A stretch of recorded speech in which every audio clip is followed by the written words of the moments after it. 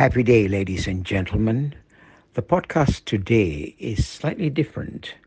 I've decided to open up one of our verticals within Mental Resilience Mastery Mastermind. The vertical is every Monday we conduct a session for the speaker platform, I call it.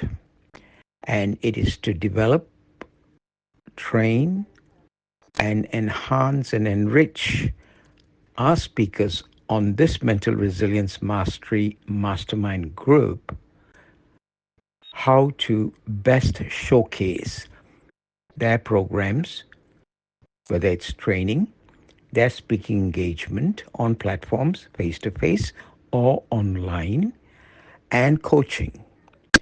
So, today, what we have decided to do is one of our participants, Dr. Alka Chadha, has been invited to do a training program at one of the IT companies.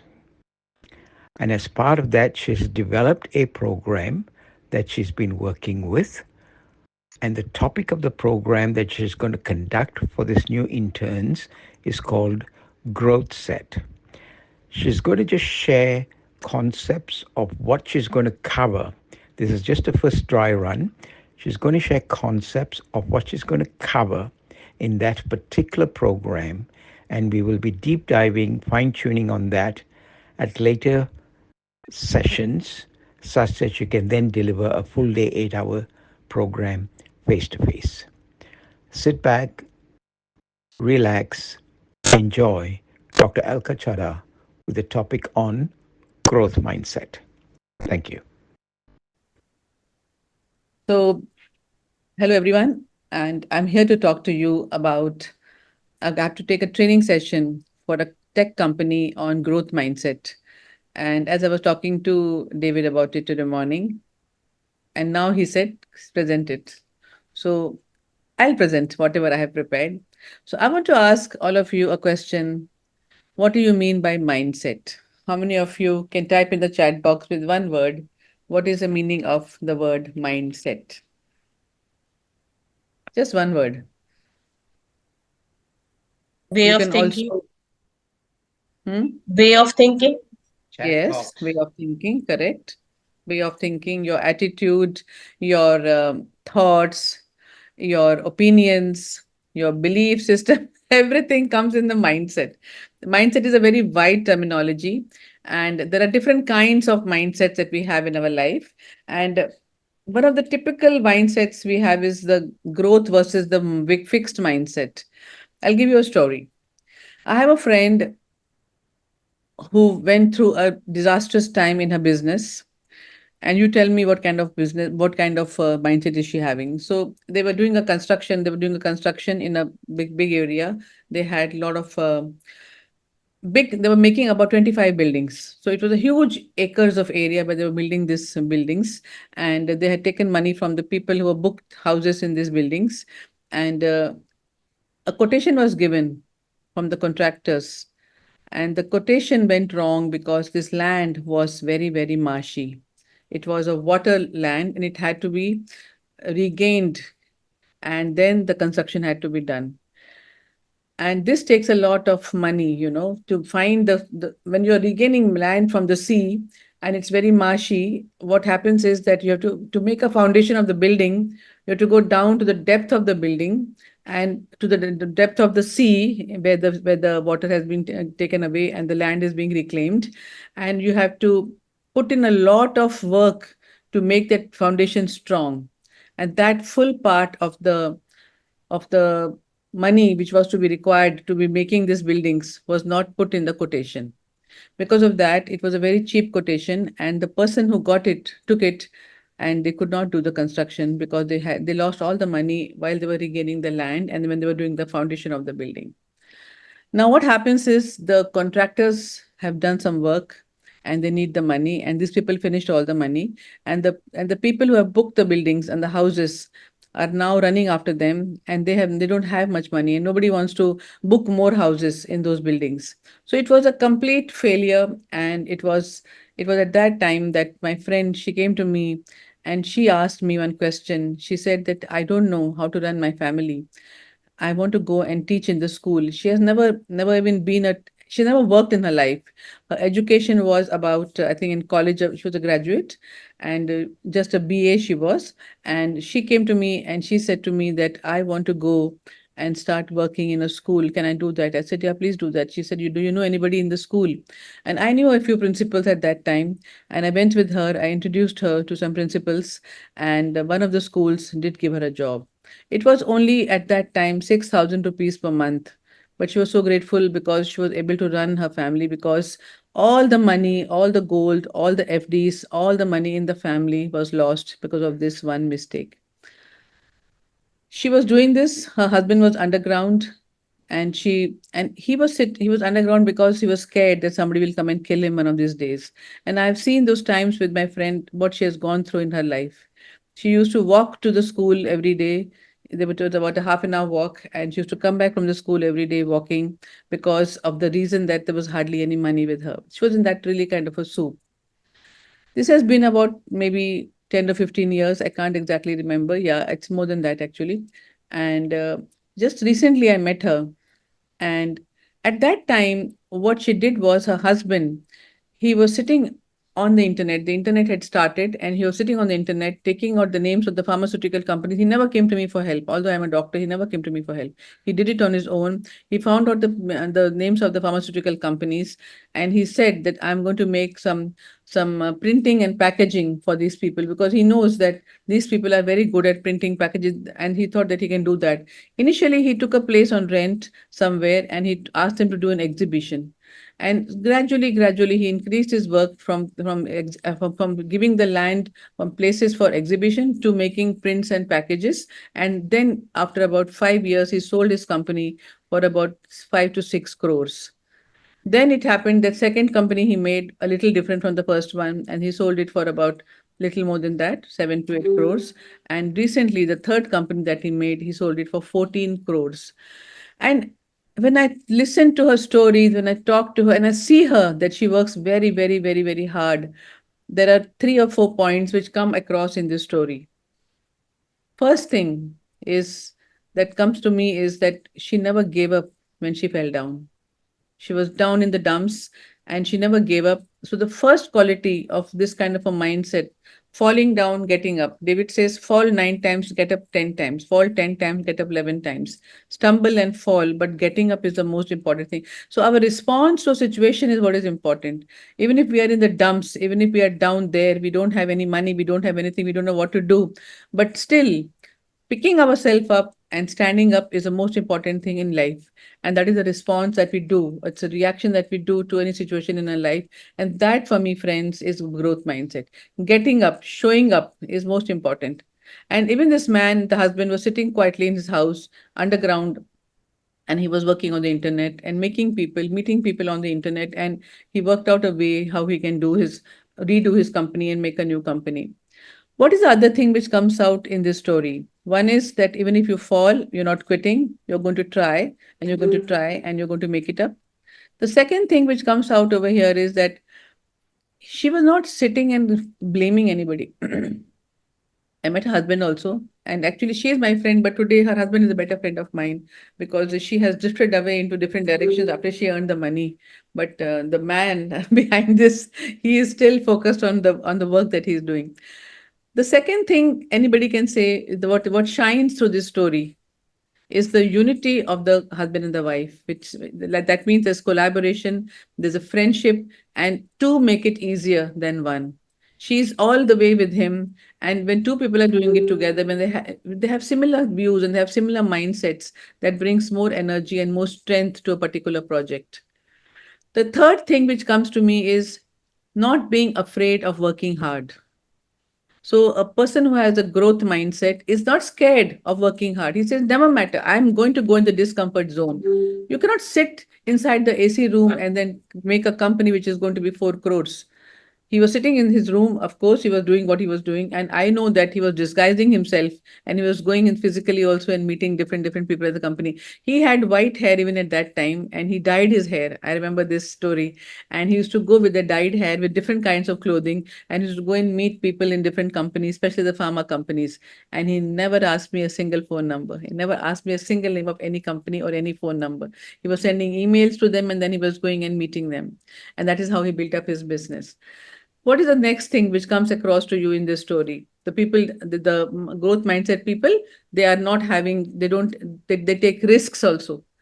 When they take risks, the first mistake was he took a very big risk, but something was went, he overlooked something. The people, the architect who made the plan for him made a wrong plan for him. The architect actually overlooked. So taking a very big risk is also okay, but it's okay to fail even if you take a very big risk. But he was able to come out of it in this visible way. What are the other things which come out in this story? Anybody?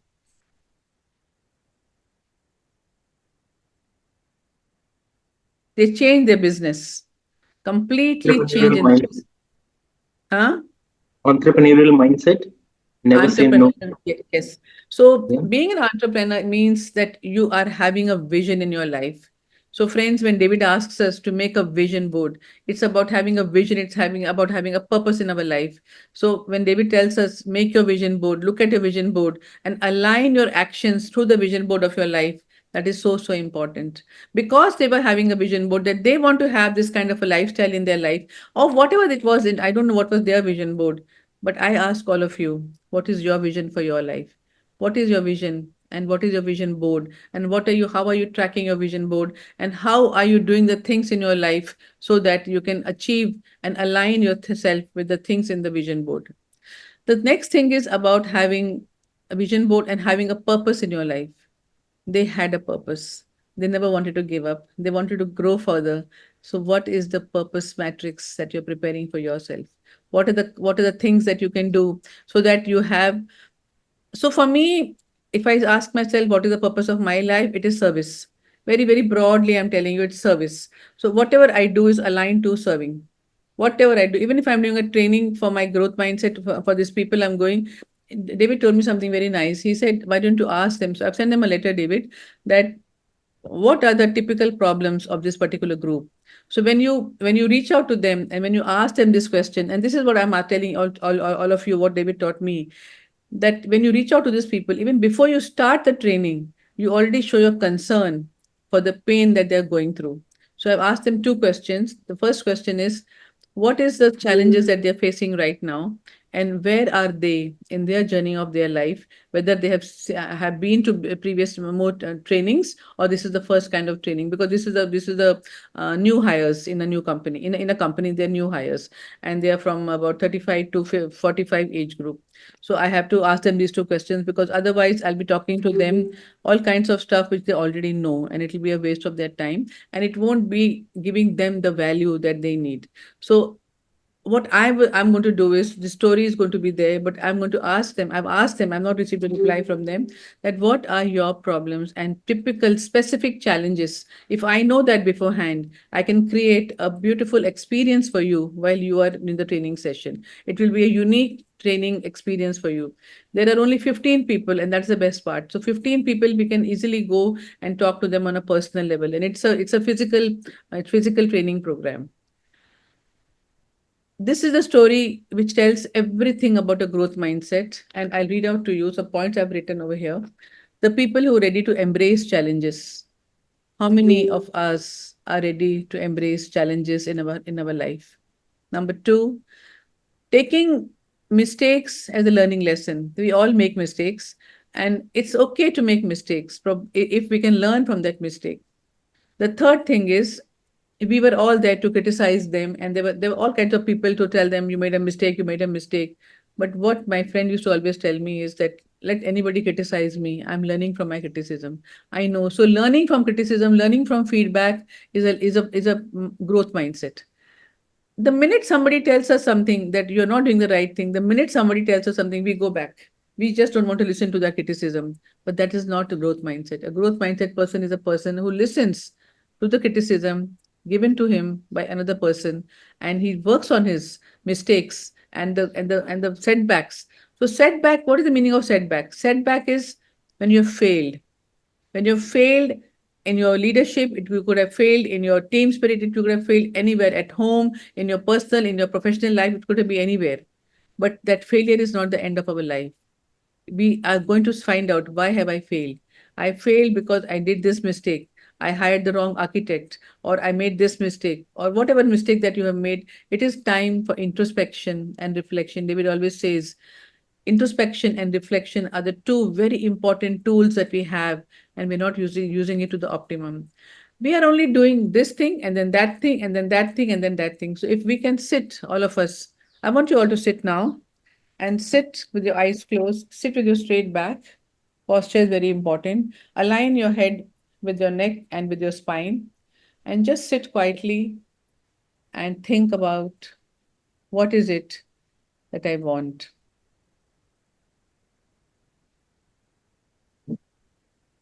It also gives me time to have a sip of water. What is it that I want? This question I ask everyone in my life, whomever I meet. And when I ask the young people, the 25-year-olds, they always say, the first is money, the second is money, and the third is money. And this changes with age.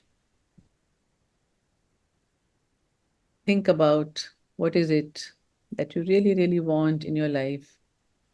And also think about, why do I want this? And I'm going to put my same question to you, which I put last time. How badly do I want this? How badly do I want to do this growth mindset training for my clients? How badly do I want to become a great speaker? How badly do I want to become a fantastic coach? How badly do I want to serve the community? And how far am I ready to go? I saw one person in the GS, in the Global Summit. He has a hashtag, whatever. I want to become this no matter what. No matter what. Yeah, his hashtag was no matter what. So think about, what is your hashtag. My hashtag is ignite the spark within, but your hashtag can be anything different. Think about your one liner, think about your one word for yourself, think about your hashtag. It could be laugh and be merry, it could be rise and shine. But this one I like very much, what I saw over there, no matter what. So growth mindset people are, so that guy in the global summit made us walk on glass. And I was thinking, when he was on stage, the huge stage, very big stage, and there was glass on the floor, and two girls went up to walk, and I did not go. And I was feeling so stupid that why didn't I go on the stage and walk on the glass? And then I told him that, Kobus, I want to walk on the glass. And he said, I'll do it for you right now. And there was a smaller stage outside, and he put the glass over there. So you see, he was carrying his glass, pieces of glass in a piece of cloth from Africa. He came from Africa. I think he was from Africa. And he put it down there. And then I have a video that I walked on the glass. So taking challenges and feeling the pain of those challenges and knowing the pain makes you struggle. And that struggle is where the growth happens. If we have our children and if we are going to give them everything in a silver platter, do you think that they're going to get a growth mindset? How many of you agree? What do you think we should do to our children? This is a perpetual question asked to me by youngsters, that why we shouldn't give comfort to our children and why we should not give them everything in a silver platter. Anybody wants to answer? Should we give them all the comforts?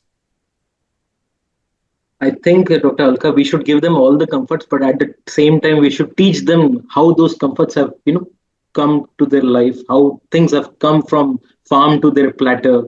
Um, How do you how teach much, them? I mean, there is no specific technique. It'll depend on the mindset of the children. Like two children or three children will have three different mindsets. So we have to teach three different techniques for them to understand this.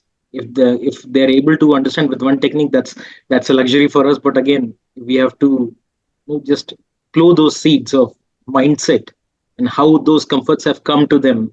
I think it has to be a step by step, long term process. Either you don't give them those things and let them earn their own living and find their own way of happiness, or you give them, but at the same time you teach them how it has come to them and how much efforts and pain it has taken for us to put forth those. So two things I learned in my life was my mom, she always told her friends, don't make very tasty food.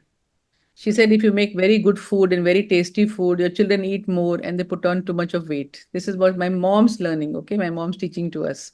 And she used to always tell that put less salt in the food, put less spices in the food. So the food is less tasty and then your children will eat less and they won't put on weight. This is my mom's learning. I'm not saying it's right or wrong. The second thing that I was taught was I had to walk to school. I had to come back walking. And my children also, I never gave them any comfort of the car or bus was there, but they invariably missed the bus. So I said, no problem. You can miss the bus as many times as you want. But if you're going to face the punishment in your school, you're going to face it. And that is what I feel that becoming strict with the children, giving them love and affection. I'm not saying we denying them the love and affection, but making them ready for challenges is very, very important. Sharon, you want to say something? So sorry. Yeah. Yeah, Dr. Alka. It's quite interesting that you asked this question because just this morning I found a small video because I was doing my research on kids and everything. And it says that you should not actually do everything for them because it's like when you create that culture in them where they learn to do things on their own and they learn to pick up themselves, like they know that you're there, but then Yeah. when they learn to do it on their own, they become so much more self-reliant, confident. Yeah. They learn that value from small. It becomes normal to them that if they fail, that they know that they can, rise up again. Thank you. It's very. Fozia? Yeah. Fozia, 30 seconds. Okay. I'm sorry I must say to. that there is no other way of teaching. They have to learn by doing it. Because I have two boys, one is 14, one is 7, and they were raised in two different environment.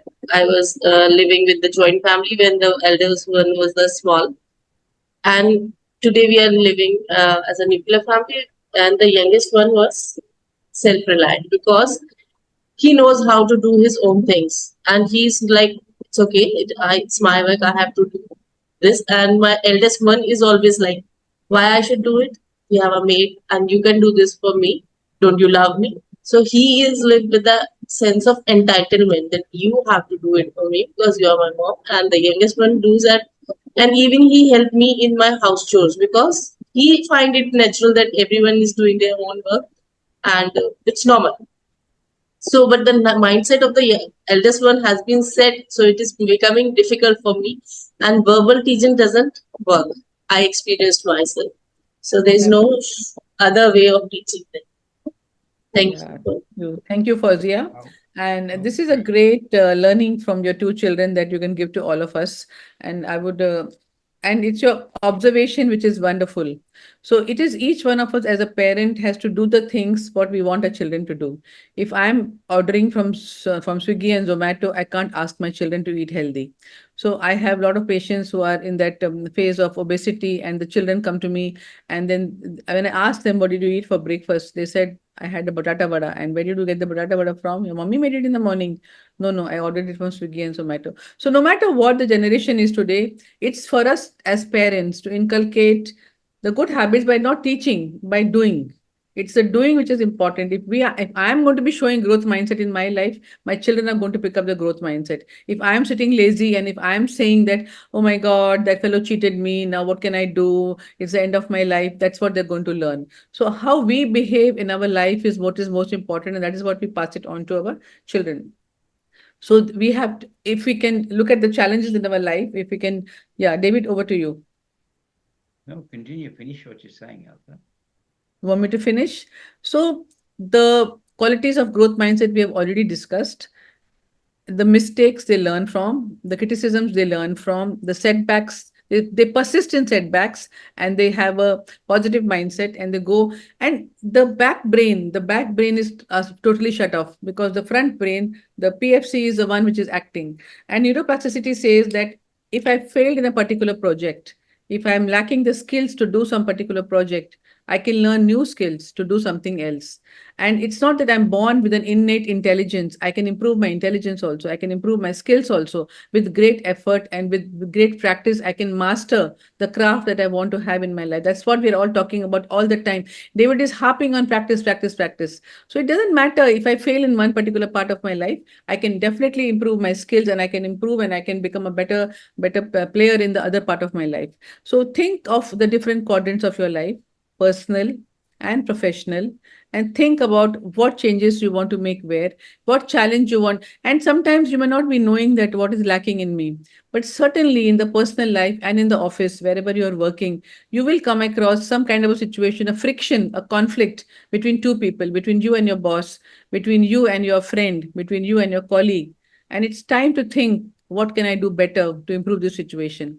If I'm going to think about he did that and he did that and he did that and he didn't do that and he didn't do that, that is not growth mindset. That is a completely victim mindset.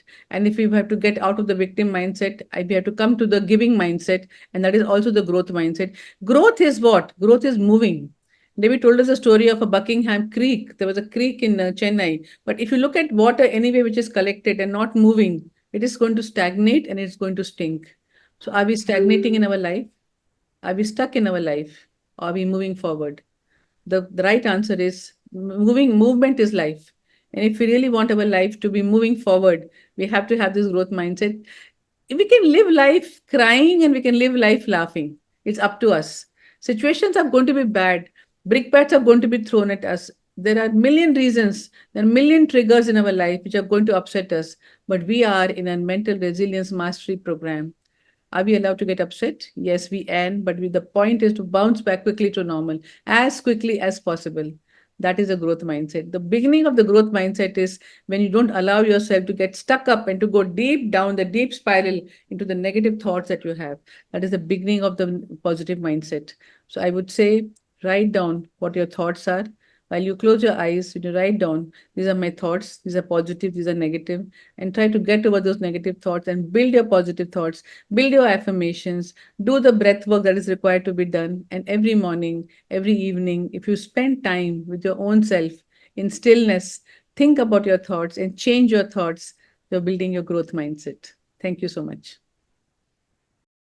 Tapi lagu yang membelenggu dulu